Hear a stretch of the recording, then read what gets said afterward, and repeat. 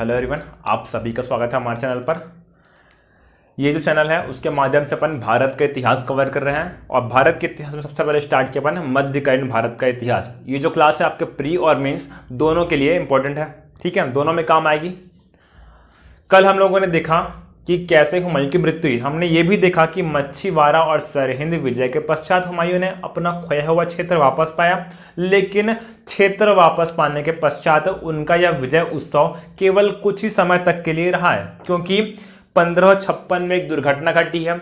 दीन पनाह जो पुस्तकालय है वहां की सीढ़ियों से गिरकर हुमायूं की क्या हो गई है, मृत्यु हो गई है। हुमायूं की मृत्यु कब हो गई? 1556 में ही। ये घटना आकस्मिक हुई, जिसके लिए कोई भी तैयार नहीं था।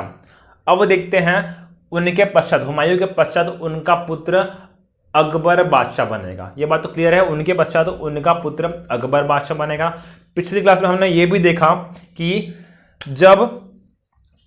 जब कौन हार गए? हुमायूं शेर सूरी से हार गए बिलग्राम के कन्नौज के युद्ध में। जब हुमायूं शेर सूरी से हार गए हैं तब वह राजस्थान सिंध वाले इलाके में दर दर भटक रहे हैं। तब कहां गए हैं? अपने भाई हिंदाल के पास। कहां गए थे? अपने भाई हिंदाल के पास, जहां उनके गुरु कौन थे? मौलवी अली अकबर जामी की पुत्री उन्होंने हमीदा बानो से विवाह किया था।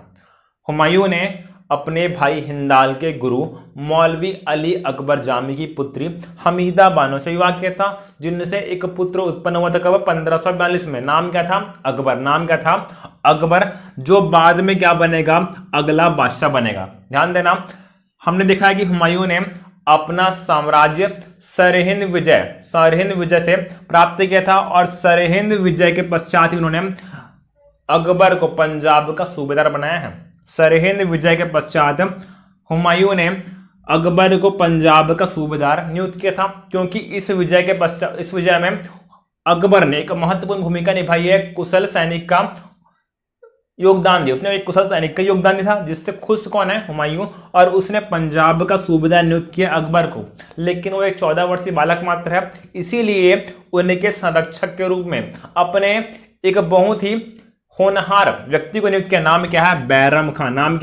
बैरम खां को अकबर का संरक्षक नियुक्त किया। ध्यान देना, हुमायूं काबुल, कंधार, लाहौर, मच्छीवाड़ा, सरहिंद ये सब जीत क्यों पाया है? क्योंकि उनके पास एक बहुत ही खतरनाक व्यक्ति है। नाम क्या है? बैरम खां। नाम क्या था? बैरम खां, जिन्होंने कभी भी हुमायूं का साथ नहीं छोड़ा है।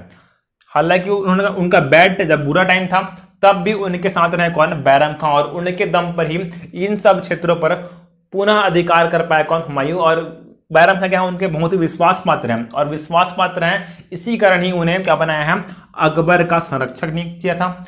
अब ये जो है अकबर जो है पंजाब का सूबेदार है, और सरहिंद विजय में हुमायूं ने किसे पराजित किया था? सिकंदर सूर को पराजित कर दिया था। और जब पराजित हो गया सिकंदर सूर, तब पंजाब के विभिन्न क्षेत्रों में फैल गया और छुटपुट विद्रोह कर रहा है कौन? सिकंदर सूर। और इन विद्रोहों को दबाने के लिए कौन गया है?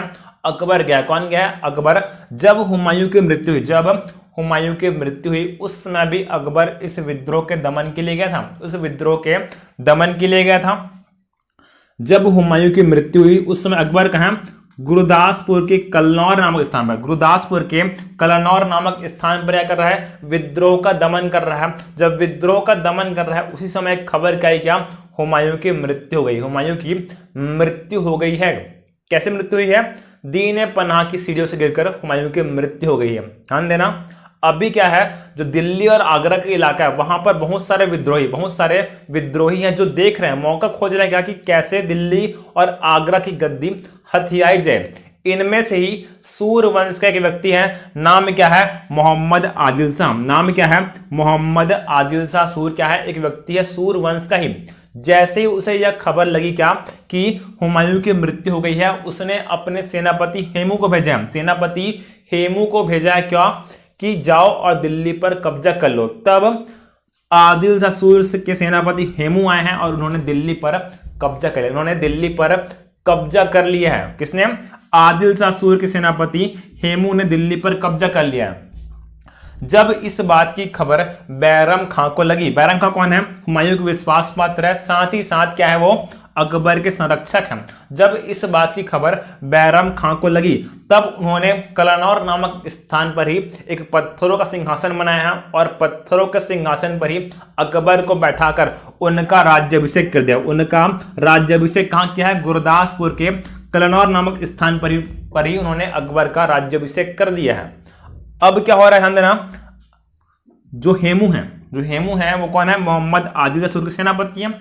उन्होंने तो दिल्ली पर कब्जा कर लिया। जब दिल्ली पर कब्जा कर लिया तक अकबर ने एक सलाह दी है।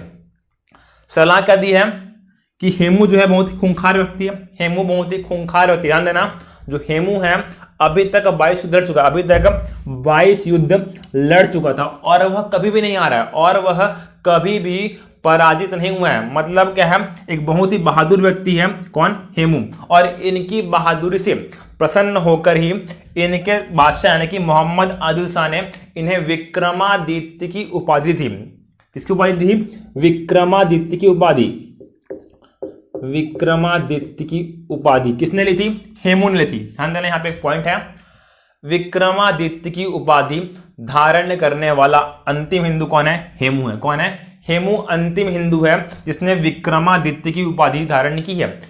उपाधि किसने दी थी? मोहम्मद आदिल शाह ने, जो उनके क्या थे? सुल्तान थे, बादशाह थे। उन्होंने अपने सेनापति हेमू को विक्रमादित्य की उपाधि दी थी। और ये विक्रमादित्य क्यों दिया है? क्योंकि ये 22 युद्धों से लगातार अपराजित रहा है। बहुत ही खतरनाक व्यक्ति है। कौन? हेमू। ठीक है। जब अकबर को इस बात का पता चला कि हेमू ने दिल्ली पर कब्जा किया है, तब उसने बैरम खां के समक्ष एक प्रस्ताव रखा है। क्या? कि जो बचा है वही अधिकार करते हैं। बचा क्या है? आगरा बचा है। क्या बचा है? आगरा। दिल्ली छोड़कर चलते हैं कहां? आगरा चलते हैं। लेकिन बैरम खां ने अकबर की बात को काट दिया। क्या बोल रहे हैं? अगर ऐसे ही छोड़ते रहे तो बात नहीं बनेगी, हमें अपने हक के लिए लड़ना है, मतलब इस हेमू से युद्ध करना है। इस हेमू से युद्ध करने की बात कर रहा है कौन? बैरम खां।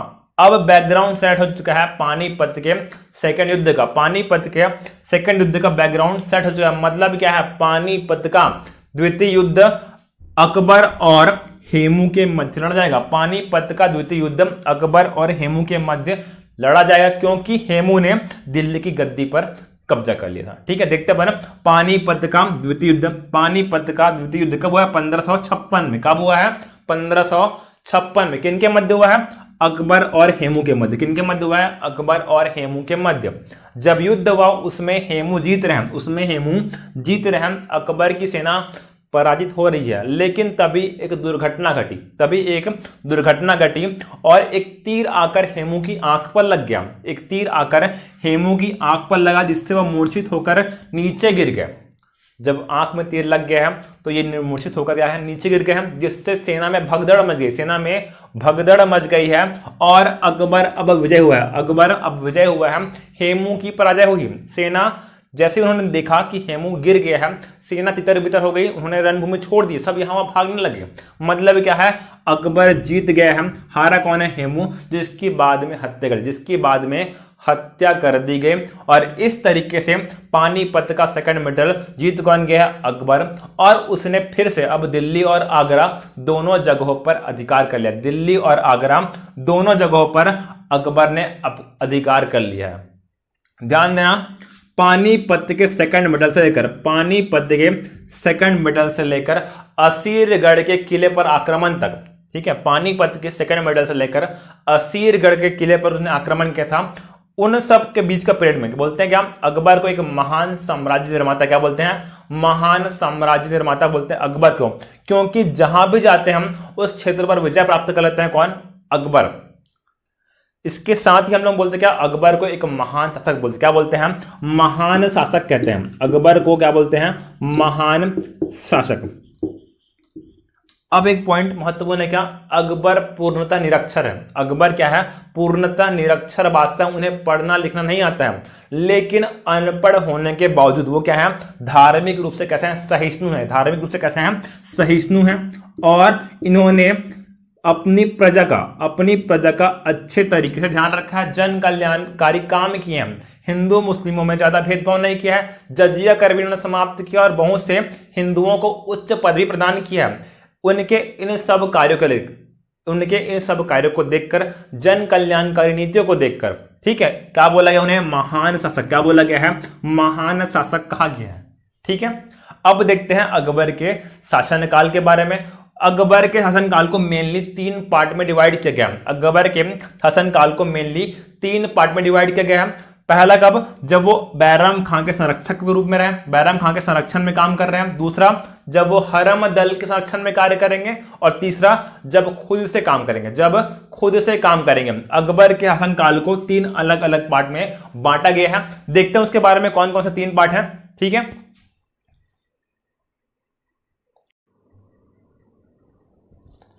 देखते हैं हम अकबर के शासनकाल को 3 अलग अलग हिस्सों में बांटा गया है। ठीक है, अकबर के शासनकाल को, जो कि 1556 से 1605 तक चला है, उनके शासनकाल को 3 अलग अलग पार्ट में बांटा गया है। कौन कौन सा है वो? पहला संरक्षण काल। पहला कौन सा है? संरक्षण काल। कब से कब तक? 1556 से लेकर 1560 तक। संरक्षण काल 1556 से लेकर 1560 तक चला है, जिसमें अकबर बैरम खां जी के संरक्षण में कार्य करेंगे। अकबर बैरम खां के संरक्षण में कार्य करेंगे संरक्षण काल के दौरान। फिर आता है क्या? पेटीकोट शासन, या फिर इसी को हम लोग क्या बोलते हैं? पर्दा शासन। पेटीकोट शासन या फिर पर्दा शासन, जिसमें अकबर पर हरम दल के लोगों का प्रभाव है। पेटीकोट शासन या पर्दा शासन के दौरान अकबर पर हरम दल के लोगों का प्रभाव है, जिनमें शामिल कौन है? महामंगा है, उनके पुत्र आदम खां हैं, जीजी अंगा है और सिहाबुद्दीन है, जो दिल्ली के व्यक्ति, दिल्ली के क्या है? राज्यपाल है कौन? सिहाबुद्दीन। इनका प्रभाव किसके ऊपर है? अकबर पर है, और इनकी बातों को सुनकर अकबर निर्णय करते हैं। बाद में इसके पश्चात अकबर ने क्या निर्णय किया कि वो अब हर निर्णय अपने अनुसार लेंगे, अपनी मर्जी चलाएंगे। इसी को हम लोग क्या बोले हैं?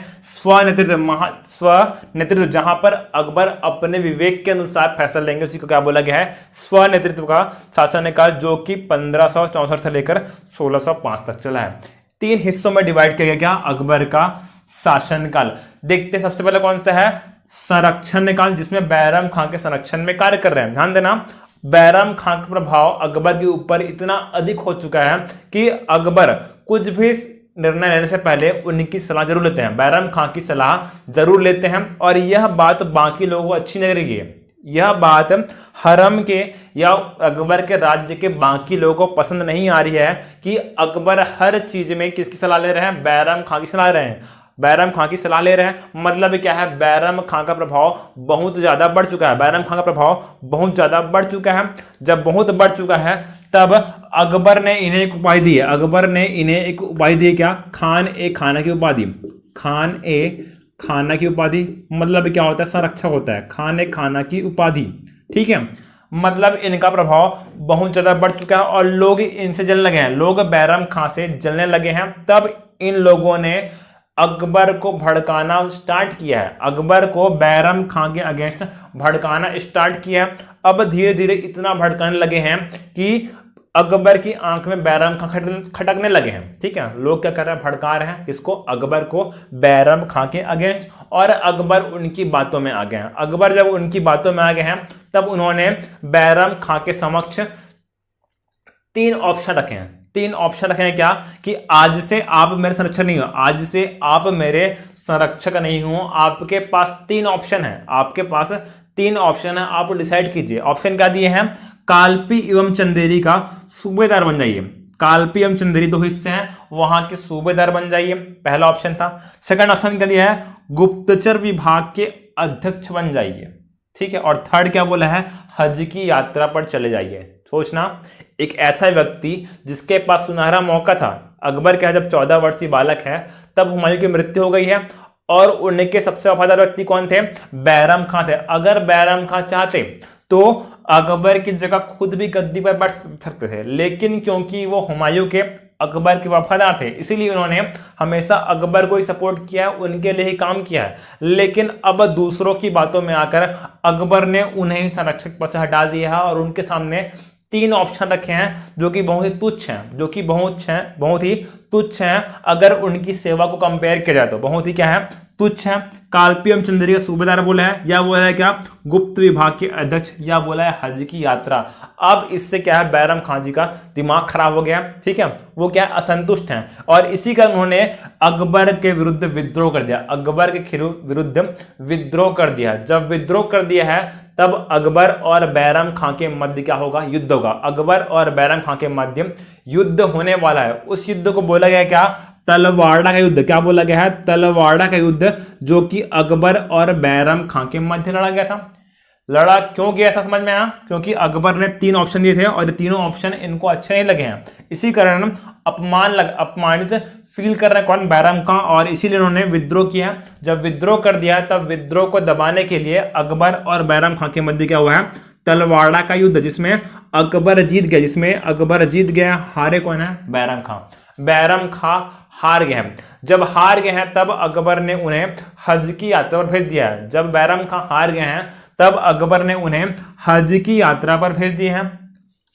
अब बैरम खां जा रहे हैं हज पर। अब बैरम खां जा रहे हैं हज की यात्रा पर जा रहे हैं। जब वो हज की यात्रा पर जा रहे हैं तब गुजरात वाले रीजन में पहुंचे हैं, गुजरात वाले क्षेत्र पर पहुंचे हैं। वहां पर एक क्षेत्र है पाटन, ठीक है, कौन क्षेत्र है, पाटन। ये भूपेश बघेल जी वाला इलाका नहीं है, ठीक है, ये पाटन कहाँ है, गुजरात में है। और इस पाटन वाले क्षेत्र पर मुबारक खान नाम के अफगानी ने बैरम खां की हत्या कर दी है। रास्ते में क्या पढ़ा है, पाटन पढ़ा है। पाटन कहाँ है, गुजरात में। और गुजरात में एक व्यक्ति है, नाम क्या है, मुबारक खां, जो कि अफगानी है। इन्होंने बैरम खां की हत्या कर दिया। मतलब क्या है, अब बैरम खां की मृत्यु हो चुकी है, बैरम खां की मृत्यु हो चुकी है। जब बैरम खां की मृत्यु हो गई तब बैरम खां की एक पत्नी है, बैरम खां की एक पत्नी है, नाम क्या है, सलीमा बेगम। नाम क्या है, सलीमा बेगम। बैरम खां की एक पत्नी है, नाम क्या है, सलीमा बेगम, जिनसे अकबर ने विवाह किया। साथ ही साथ सलीमा बेगम का एक पुत्र भी है। सलीमा बेगम और बैरम खां का एक पुत्र भी है, नाम क्या है, अब्दुल रहीम। क्या नाम है, अब्दुल रहीम, जिसे अकबर ने गोद भी लिया है। नाम क्या था उनका, अब्दुल रहीम, जिसे अकबर ने गोद लिया है। बाद में यही अब्दुल रहीम क्या कहलाएंगे, अब्दुल रहीम खान ए खाना। क्या कहलाएंगे, अब्दुल रहीम खान ए खाना, क्योंकि इनके पिता बैरम खां को क्या मिली थी, खान ए खाना की उपाधि, इसीलिए क्या बोले हैं, अब्दुल रहीम खान ए खाना। ये पढ़ चुके अपन क्या कि तुजुक ए बाबरी का फारसी में अनुवाद किसने किया था, अब्दुल रहीम खान ए खाना ने किया था। यही क्या बनेंगे, बाद में अकबर के दरबार के 9 रत्नों में से एक बनेंगे। कौन थे ये, बैरम खां और सलीमा बेगम के क्या थे, ये पुत्र थे। बाद में अकबर ने सलीमा बेगम से विवाह किया है और अब्दुल रहीम खान ए खाना को गोद लिया था। ठीक है, खत्म होता है क्या, संरक्षण काल। संरक्षण काल आपका समाप्त होता है। ठीक है, संरक्षण काल में अकबर ने बैरम खां के संरक्षण में रहकर कार्य किया था और देख चुके अपन कि कैसे संरक्षण काल का अंत हुआ। अब आता है क्या, पेटीकोट शासन या फिर पर्दा शासन। अब आता है पेटीकोट शासन या फिर पर्दा शासन, जिसमें अकबर हरम दल के संरक्षण में या उनके प्रभाव में रहकर कार्य करते हैं। और इस हरम दल में है कौन, महामंगा है, आदम खां है, जीजी अंगा है और सिहाबुद्दीन उमर है। ध्यान देना, इन लोग अपना जो निर्णय है वो अकबर पर थोपने का प्रयास करते हैं। ये सभी चारों अपना निर्णय अकबर पर थोपने का प्रयास करते हैं और जल्द ही अकबर को समझ में आ गया क्या कि इनके प्रभाव में रहना सही नहीं है, इनके प्रभाव में रहना सही नहीं है। ठीक है, अकबर बहुत सारे महत्वपूर्ण कार्य करते हैं, जन कल्याण के बहुत सारे महत्वपूर्ण कार्य करते हैं। इन्हीं में से एक काम क्या था कि जो विवाह की न्यूनतम आयु है, विवाह की न्यूनतम आयु उसे बढ़ा देना, विवाह की न्यूनतम आयु को बढ़ा देना। तो तब अकबर ने एक क्या लाना बोलना चाहिए, एक कानून लाया है, एक अध्यादेश लाया है, जिसके अनुसार बोला गया क्या कि विवाह की न्यूनतम आयु आज से इतनी वर्ष है, आज से 13 वर्ष 14 वर्ष है। ठीक है, जब इस बात का पता आदम खां को चला, जिस बात का पता आदम खां को चला तो वे भड़क गए हैं। क्यों, सुनिए। इसी समय आदम खां की योजना क्या थी, एक बच्ची से विवाह करना चाहता है। आदम खां इस समय एक बच्ची से विवाह करना चाहता है, लेकिन इस कानून के कारण वो अब विवाह नहीं कर पाएंगे। तब उनके मन में क्या है, अकबर के प्रति द्वेष की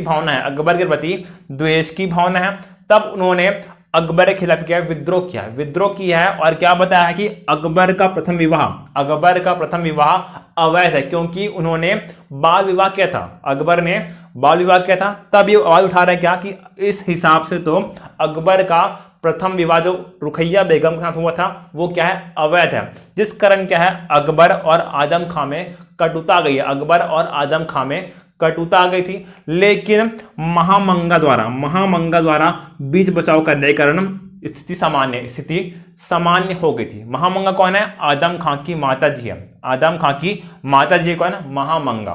ठीक है, अभी हालात सामान्य थे, लेकिन कुछ दिनों पश्चात, कुछ दिनों बाद क्या हुआ, आदम खां ने अकबर के मंत्री या उनके वफादार, नाम क्या है, अतगा खां की हत्या कर दी। कुछ दिनों पश्चात आदम खां ने अकबर के विश्वास पात्र अतगा खां की हत्या कर दी जानबूझकर। और इस बात को अकबर स्वीकार नहीं पाए हैं, बहुत ही नाराज है अकबर, क्या है, बहुत ही नाराज है। तब उन्होंने अपने सैनिकों को आदेश दिया क्या कि आगरा के किले से, आगरा के महल से जो ऊपरी मंजिल है वहां से आदम खां को तब तक फेंका जाए, तब तक और बार बार फेंका जाए जब तक उनकी मृत्यु नहीं होती है।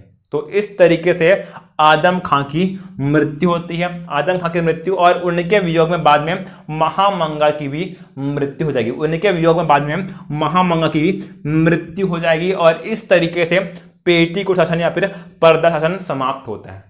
क्लियर है?